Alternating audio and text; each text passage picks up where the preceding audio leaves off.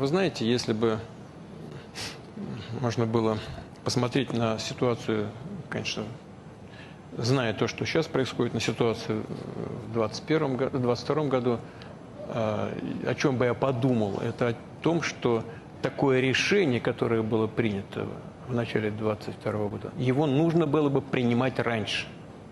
This is my video update on this Thursday afternoon, December the 19th, coming to you from Limassol, Cyprus. Let's talk about some news. And the big story for today is the Putin Q&A session, the annual marathon Q&A session, which tends to last for many, many hours, 3-4 hours. And Putin takes questions from everybody, including the media, including the collective West media. And one of the most interesting exchanges was between Putin and the NBC News reporter Kier Simmons. And the NBC News reporter, who I'm sure you recognize him, he's done many interviews in Russia over the years. I believe he's even interviewed Vladimir Putin, actually, many, many years ago. But he asked a real nasty question, a real nasty freaking question, a question that was aimed at causing division between Putin and Trump. That was the purpose of his question. Very, very nasty question. Man, the mainstream media is nasty. So basically, he tried to bait Putin into saying something bad about Trump or humiliating the United States, because he asked Putin that when you're going to have a meeting with Trump, I'm trying to remember how he phrased his question. He said, when you're going to be meeting with Trump, you're going to be the weaker party. So what are you going to do during the negotiations? That was pretty much his question. Trying to bait Putin to say something bad about Trump or about the US. You're going to be the weaker party. And he talked about how Russia lost in Syria. They had a general assassinated. So now when you're going to have negotiations with Trump, you're going to be the weaker of the two. Real nasty question. Very, very nasty. And Putin didn't fall for it. He did not fall for it at all. He saw right through this journalist. And he actually told him. He said, look, my esteemed colleague, he said, my esteemed colleague. And why am I calling you an esteemed colleague? Well, because in Russia, unlike in the collective West, you're allowed to ask questions of me. You're allowed to participate in these events. You're allowed to be here and report from Russia. And right there, you knew that he was going to completely obliterate this journalist. Right there, you knew that Putin had him. He had him. And then he just went on to say that, look, he'll meet with Trump when they meet. He hasn't had any discussions with Trump about a meeting. He hasn't talked to Trump for 4 years, since last time he was president. But if he's president and Trump reaches out to meet, then Putin said that he's absolutely willing to talk to Trump. That's what he said. He's willing to talk to Trump. The right response. Absolutely the right response from Putin. And then he said, look, we're not weak as Russia. Actually, I disagree with you, my esteemed colleague at NBC News. Actually, Russia over the last 3 years has gotten stronger, he said. Much stronger. The military is probably the best in the world, or in the best shape that it's ever been in. no military is as ready as Russia's, he said.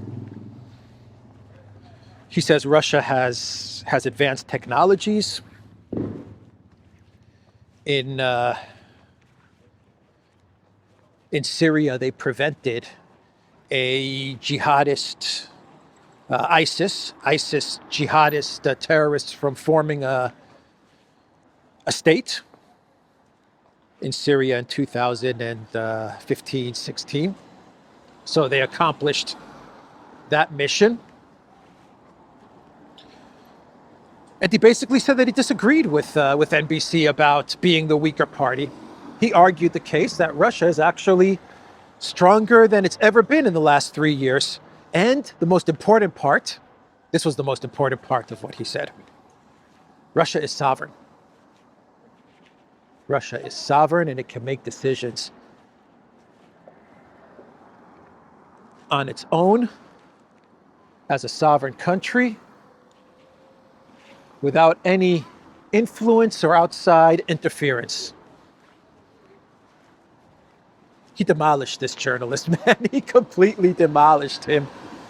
I thought that was the best line, where he said that Russia is sovereign. Russia is stronger than we've ever been in 3 years. And one of the main reasons that we're stronger is because over the last 3 years, we've become completely sovereign, dependent on no one. Well done, Russian President Putin. A very smart answer. Should we go that way or should we go to the beach? Let's go to the beach. So Putin said a lot of things. It's still going, by the way. At the time that I'm recording this video, Putin is still going. I don't know how many hours he's been speaking for, to be quite honest. Feels like he's been speaking for 4 hours. He must be wrapping up soon. He talked about what's happening in Kursk and how the Russian military continues to advance in Ukraine. He said, forget about all the other noise that's out there in the media and the propaganda. The bottom line is that Russia's winning. Russia continues to advance. And he said something interesting about Kursk. He said that there are 2,000 Ukrainian soldiers trapped in Kursk, completely encircled in Kursk. And the Zelensky regime, they're trying to get those soldiers out. From the outside of the cauldron, they're trying to bust them out. From the inside, the soldiers are trying desperately to counterattack. But he said that the Russian military is working on annihilating those 2,000 soldiers. That was an interesting statement from Putin. He also said that soon, let's cross, there will be no more Ukrainians in Ukraine who want to fight. He said that as well. There will be no more Ukrainians in Ukraine who want to fight. A war of attrition. A war of attrition that is, according to Putin, working. He also said that Moscow is prepared to begin negotiations with Zelensky. When he was asked about talking with Zelensky, he said he's open to talk to Trump. That he said. And he also said he's open to talk to Zelensky, as long as Zelensky's the legitimate president of Ukraine. There you have it. Putin explained that Zelensky is not the legitimate president of Ukraine. He canceled the elections, and so, according to the Ukrainian constitution, according to Putin and according to the Ukrainian constitution, Zelensky is illegitimate. So he's ready to make a deal. He's ready to talk to the legitimate president of Ukraine, even if it is Zelensky. But Zelensky has to be elected president in order to be considered the legitimate president of Ukraine. What a statement there, huh? He also said that Ukraine is persecuting Orthodox believers, Russian Orthodox believers. which is absolutely true. When he was asked about religion, the church, and what's happening with the Orthodox faith in Ukraine, this is totally true, that Ukraine and Zelensky are persecuting Russian Orthodox believers, desecrating the Orthodox churches and monasteries, having cooking shows in a Russian Orthodox monastery. He was also asked about Assad, whether he's met Assad, and he said he hasn't. Actually, the question from the NBC journalist, going back to the NBC journalist, he asked Putin, he said he had a letter of, I forgot the journalist's name, but an American journalist. He had a letter from the American journalist's mother, who said that she will travel to Moscow if she has to in order to get Putin's help so that they can locate her son, who went missing 12 years ago. I'm not so familiar with this story, to be quite honest, so I'm not sure I'm getting this right. But he went missing in Syria 12 years ago.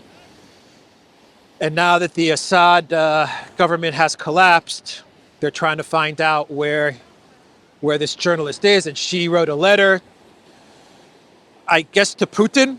And the NBC journalist had it, an open letter, I guess. And she said she'll travel to Russia if Putin will help her find her son. Putin said he'll promise when he does meet with Assad. He said he hasn't met with Assad, but when he meets with Assad, he promised that he will bring this up. But he also said, we're all adults here. This is what Putin said. We're all adults here. We understand that 12 years ago, what was going on in Syria was a very dangerous time, and there was an active war. So he made no promises as to whether he'll be able to find out anything about this missing journalist, the missing American journalist. So that was also an interesting exchange.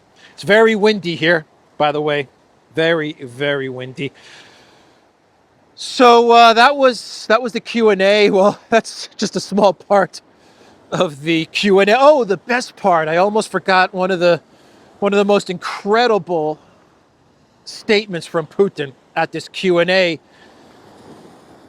where he was asked about the Oreshnik and how some collective West media outlets and leaders claim that the Oreshnik is really not that powerful a weapon.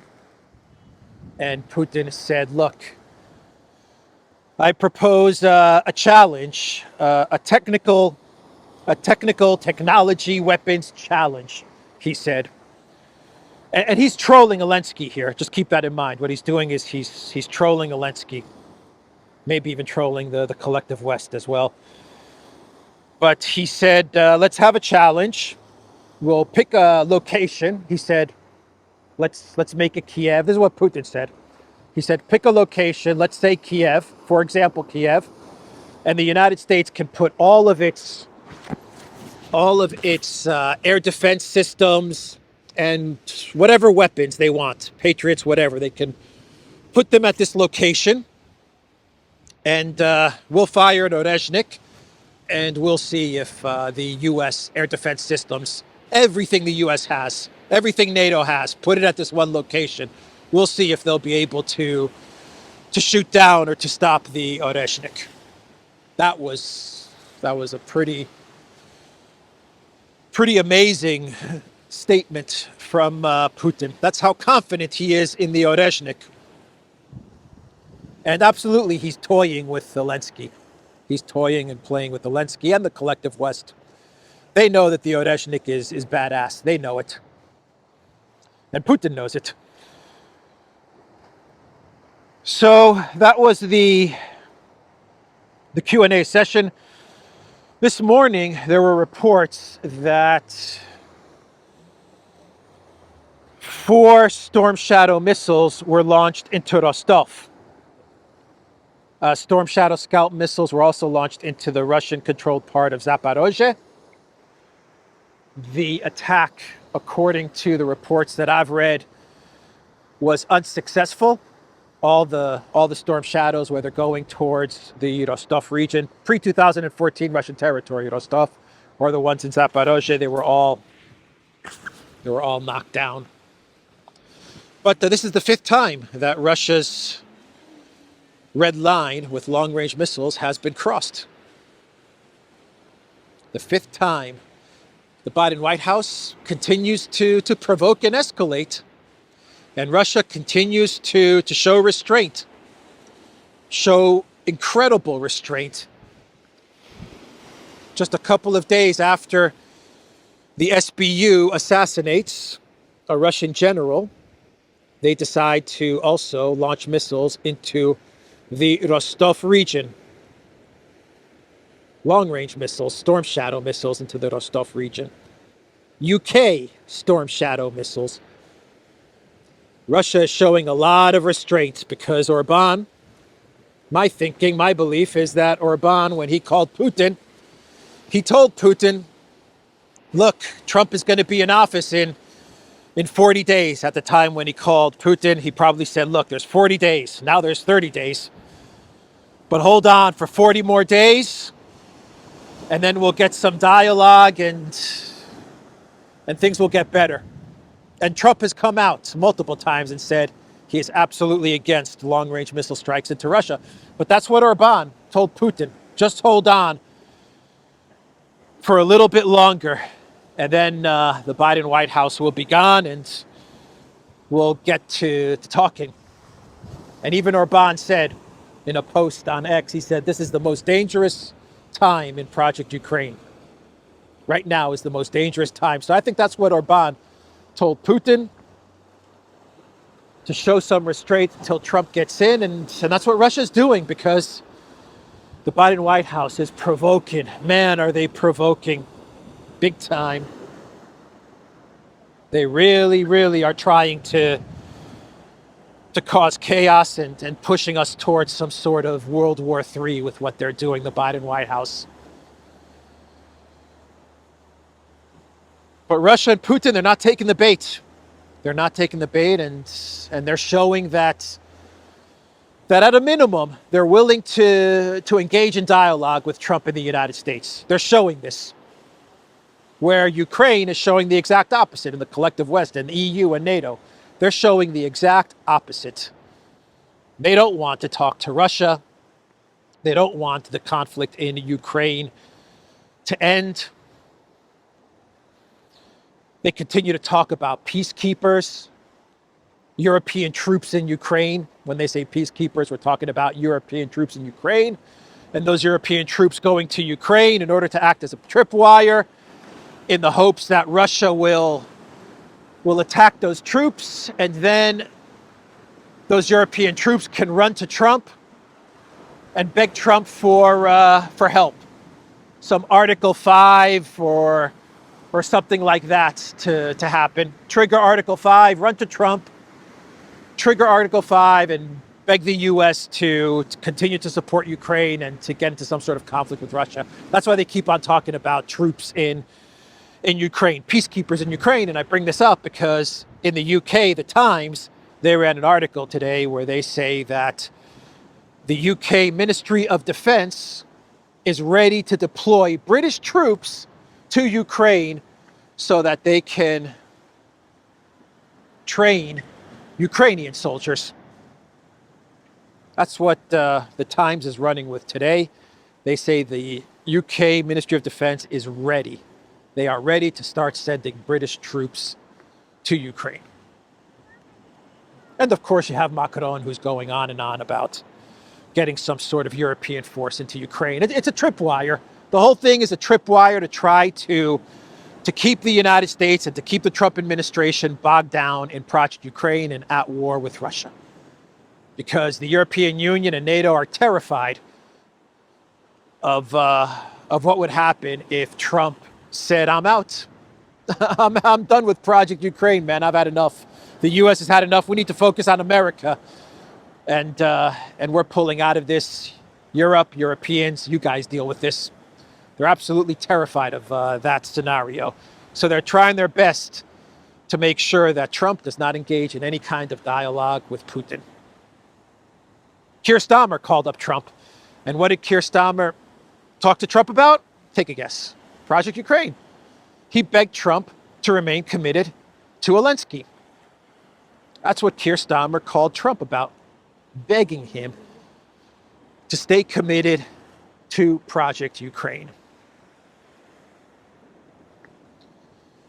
So Zelensky, he is in Brussels at the European Council meeting, and Zelensky's all over the place, man. I'm telling you, he is all over the place. He's losing his freaking mind, the Green Goblin. He's lashing out at Orban. He called Orban an annoying messenger. When he was in Lviv, he was really blasting Orban, saying that he's not going to let Orban be the mediator for Ukraine. And yesterday he called Orban an annoying messenger. Man. And then Zelensky, he's all over the place. Then Zelensky shows some humility, believe it or not. He said that some decisions I made were ineffective. I understand that it could have been done differently, but you can't turn back time. Listen, you can't turn back time. As Cher once sang in that very popular song, Podolyak? Cher sung that song, right? Yes, she did. If I could turn back time. I like Cher, Podolyak. You like Cher? I like Cher. When I go to live in Los Angeles, I'm going to invite Cher to lunch. Yeah, he said if I could turn back time, I would, because I've made some mistakes. Or you can't turn back time. I've made some mistakes, but you can't turn back time. That's Zelensky humility right there. He also said that Ukraine cannot take back any territories by military means, by force. They can't do it, which basically is Zelensky's admission that Ukraine cannot win the conflict. But he did say that he is hoping that the Trump administration will use diplomacy, sanctions, stuff like that, to force Russia to give back territory. That's what he said. He gave a lot of interviews, Zelensky, to European media as he is in Europe. He met with Macron and Mark Rutte as well. Gave Mark Rutte a big old hug, a big Zelensky hug, passing on some of that Zelensky number 5. Rutte, as the new NATO Secretary General, got his first whiff of Zelensky number 5 as the Secretary General of NATO. So, big event, big day for Mark Rutte. So yeah, Zelensky is panicking. He's losing his mind, man. He's all over the place. He really is all over the place. And he's lashing out at Orban, which is pretty dumb. Because Orban gets along with Trump. Gets along really well with Trump. So you're lashing out at Orban and making fun of Orban. But Orban is Trump's guy, and you need Trump. So very, very dumb move, Green Goblin. Very dumb move. Zelensky's entertainment lawyer, Yermak, he said that peace talks with Russia are only possible when Moscow runs out of resources. Yeah, that's Yermak's statement, basically saying that there are going to be no peace talks between Russia and Ukraine, even with Trump in the White House. So that's Yermak's statement. By the way, Orban, he replied to Zelensky, and Zelensky's mocking of Orban, and he said on X, "We will not respond to any provocation. There is a ceasefire proposal on the table. Take it or leave it. It's your responsibility." Orban's a leader. Orban is a freaking leader. So Trump's Ukraine envoy, Keith Kellogg, was on Fox News, And he was asked about Project Ukraine. He was asked about the assassination of the Russian general, Kirillov. And Keith Kellogg, he said that it was not a smart move for Ukraine to assassinate the Russian general. He said it wasn't a good idea because the Russian general was not on the front lines.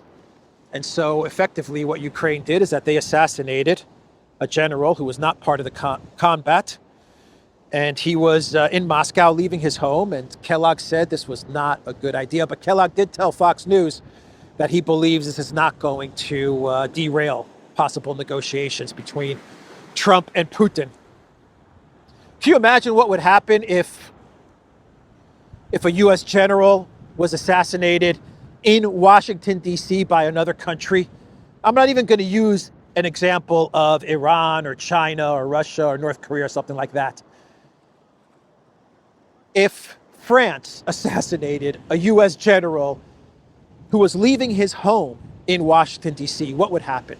The U.S. would lose its mind. It would go to war with France. Something like that would happen. And France took credit for it, like the SBU is gloating and taking credit for the assassination of Kirillov. If something like that happened, if the tables were turned, we would be in a war scenario. But Russia is showing incredible restraint. Incredible restraint. But they are winning the war, and they know it. And Putin said as much during the Q&A. We're advancing, we're winning the war. Forget about all the noise and everything that's going on. The provocations, the propaganda. We are winning the war. He actually said in the Q&A that Russia is fighting not only against Ukraine, but all of NATO. And he's right, and they're winning. And they are winning.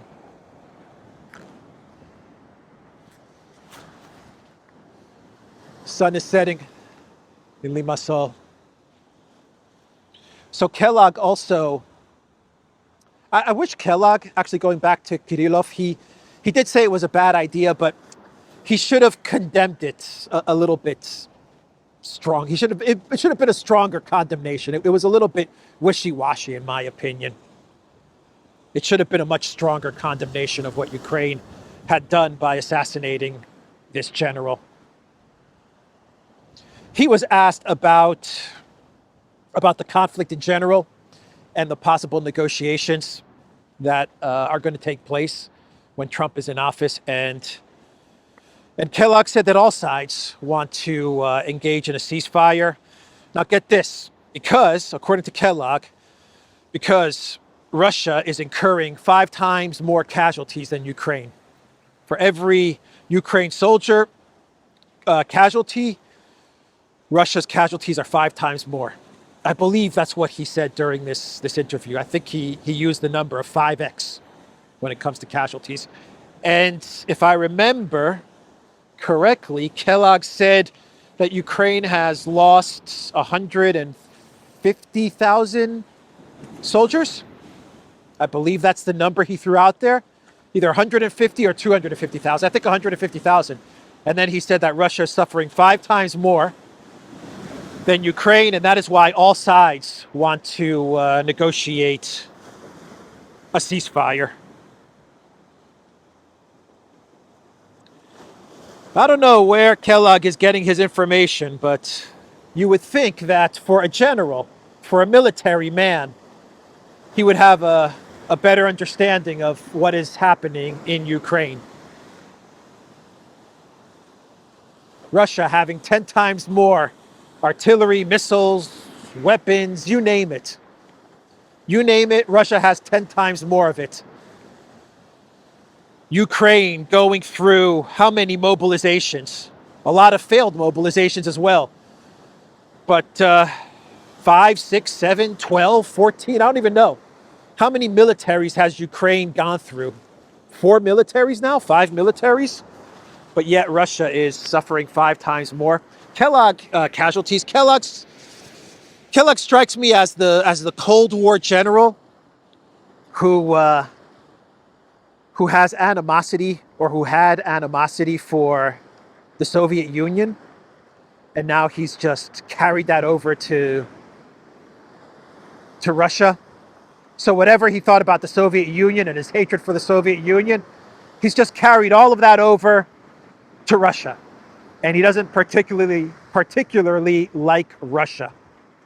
And he believes everything that's coming out of the collective West media and out of the Zelensky regime. He believes all the propaganda. He actually said in the interview with Fox News that Russia is suffering losses, and now they have the North Koreans fighting for them as well. So, I mean, Kellogg buys into all of the ridiculous propaganda about Project Ukraine, and that's a negative. A positive is that we're going to get dialogue between the United States and Russia, which is super important and something that we haven't had with Professor Biden.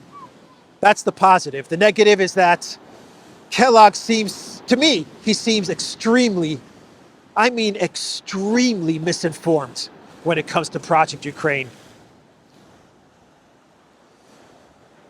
So let's do some clown worlds. How are we doing on time? Yeah, let's do some clown worlds and we'll wrap this video up. So clown world, how many clown worlds do I have today? Oh, by the way, Yasymov, before we get to the clown world, Yasymov was speaking to military officials from other countries, and he was giving a presentation to them. And he said that the Ukraine casualties are at 1 million total. Total casualties about 1 million. That includes KIL and wounded. That's what Yasymov said yesterday as he was speaking to military officials from outside of Russia. So let's start with clown world number one. The EU Parliament, they had a visitor. They had a guest speaker. The EU Parliament had a guest speaker from France. Yeah, a guest speaker from France who happened to get a Georgian citizenship in 2004 and ended up becoming president of Georgia for a little while, but she has now been voted out as president of Georgia. And she went to the EU Parliament and gave a speech. I'm talking about Salome Zurabichvili. Yeah, she spoke at the EU Parliament and pretty much begged the EU to get some regime change going in Georgia. Come on, EU, let's regime change Georgia dream. What's going on here, she said. We need some regime change, said the French citizen and one-time president of Georgia. And the parliament the head of the parliament, what's her name? Roberta Metsola, I believe. She gave a speech welcoming Salome Zurabichvili to the EU Parliament. And she said, Salome, we see you. We hear you. We know you're there. And we're not going to leave you. Or we're going to support you or whatever. Man, that speech, I've heard that speech a gazillion times from collective West leaders, from media, from actors. I don't even know. That speech has been said so many times. We see you, we hear you, blah, blah, blah. I see you, I hear you. You will not be forgotten. You know the speech I'm talking about. You know. You know. Yeah, the EU needs some new script writers. They need some script writers real bad. The European Union, the Parliament. The make-believe Parliament, which really has no real power. But they like to get together and play make-believe democracy. Anyway, they had Salome Zurabichvili there. And they're not meddling in Georgia's internal affairs, are they? No. No, inviting the former president to your parliament and talking about regime changing the current government. It's all about protecting democracy, right? That's what it's all about. No meddling going on there. No regime change going on there. The EU has to protect democracy in very much the same way that they protected Romania's democracy by canceling the elections, right? It's democracy protection. That's what it is. Democracy protection. When the EU does it, it's democracy protection. Anyway, that's Clown World number 1. Clown World number 2. Clown World number 2, courtesy of Erdogan. He humiliated Ursula for a second time. He does not like Ursula. Doesn't like her at all. So Ursula visited Ankara. And remember the first trip that Ursula made to Ankara to visit Erdogan? We got Sofagate, where Ursula went with Charles Michel. And Michel got the seat next to Erdogan, and Erdogan told Ursula, go sit on the sofa over there. Like Erdogan was here and the sofa was down there. That was Sofagate. That was 4 years ago or whatever. Well, she went back to Ankara, and Erdogan humiliated Ursula in a very different way. He had a list of demands for the EU, and he handed that list to Ursula. And actually, let me read you his list of demands. Erdogan called directly on EU leaders who are set to meet on Thursday for a one-day summit to lift all restrictions in bilateral relations, restart high-level political dialogue suspended since 2019, update the EU-Turkey customs union in the works since 2016, and speed up visa issuance as a prelude to visa-free travel, a long-held goal by Ankara. And you know what Erdogan is asking for, or what he's going to give in exchange for these terms? Nothing. He's not going to give the EU nothing. And he said as much.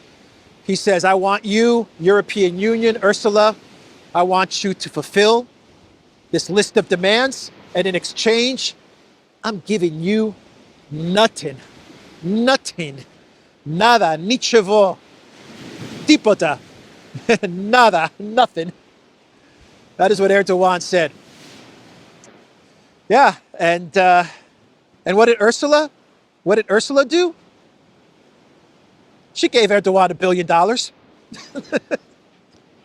It's Clown World, everybody. Clown World.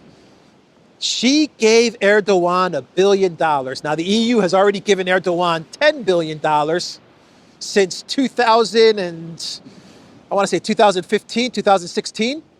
They've given Erdogan $10 billion, and Ursula brought him another $1 billion. And you know what she said? She said there's more money where that came from.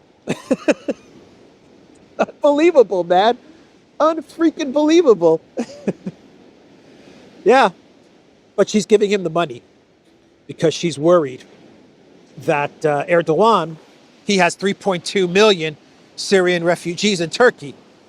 And she's worried now that Erdogan has gained so much power and he pretty much controls Syria that Erdogan might one day wake up and decide, you know what? These 3.2 million refugees, let me send them towards Germany. Let me send them towards the EU. Here's a ticket. Here's a bus ticket. Here's some cash. Now make your way towards the European Union. And if that were to happen, well, then the EU political elite would be in very, very big trouble.